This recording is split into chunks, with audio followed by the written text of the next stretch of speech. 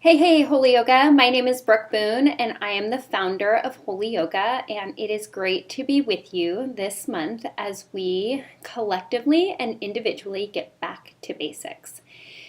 So, I was thinking that I would love to just share a few thoughts with you over the next couple of weeks as we just continue to cleave into this idea of back to basics for the rest of March. And I've got about 5 videos that I'm just going to set before you.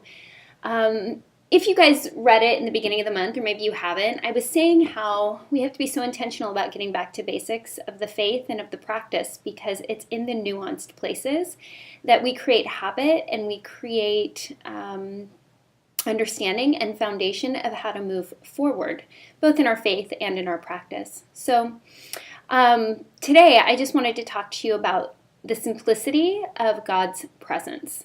I wrote a devotional recently, and it was a 7-day devotional, and it was literally called God's Presence. And so I'm just going to kind of share that with you, and I believe we're going to share some text with you as well. But the idea of God's presence, God's presence is the only thing that brings life because He alone is life.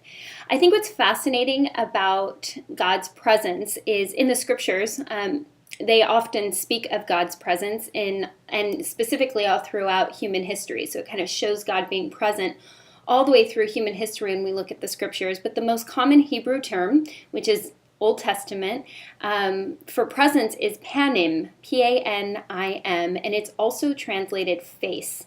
So to look at. It implies a close and personal encounter with God. So this idea of God's presence is to be in the gaze or in the presence, in the face, in intimate connection with God.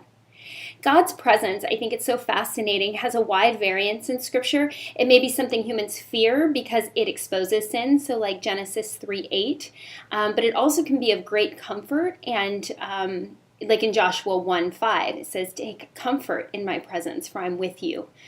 Take great courage. And so it can be either, it can inspire fear and awe, but it can also usher in great confidence and comfort.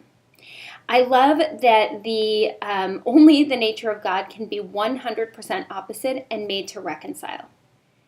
If He can inspire fear with His presence and also comfort with His presence, those are two totally and completely opposite things, but God Himself can be 100% different and yet still reconcile. I love that He is just and He is love. I love that He is truth and He is love. I love that He's mercy and He's judge. He's all of those things. I think that in the presence of God, our truest selves are exposed.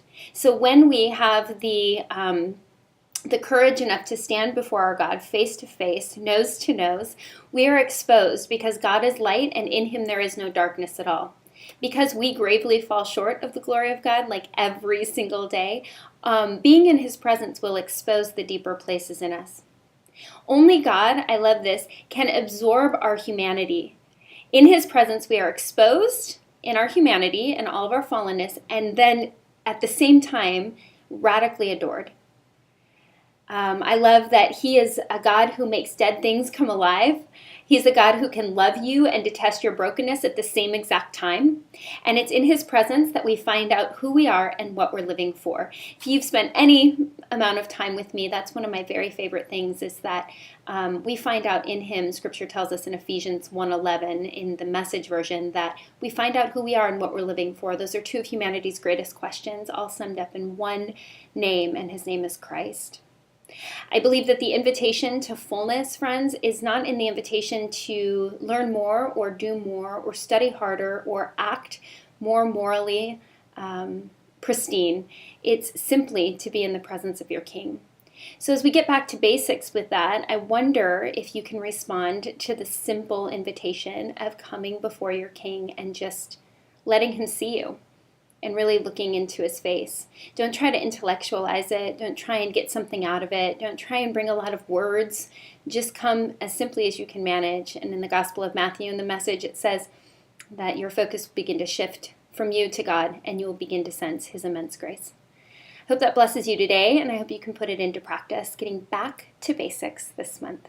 Thanks for joining us. Have an amazing day.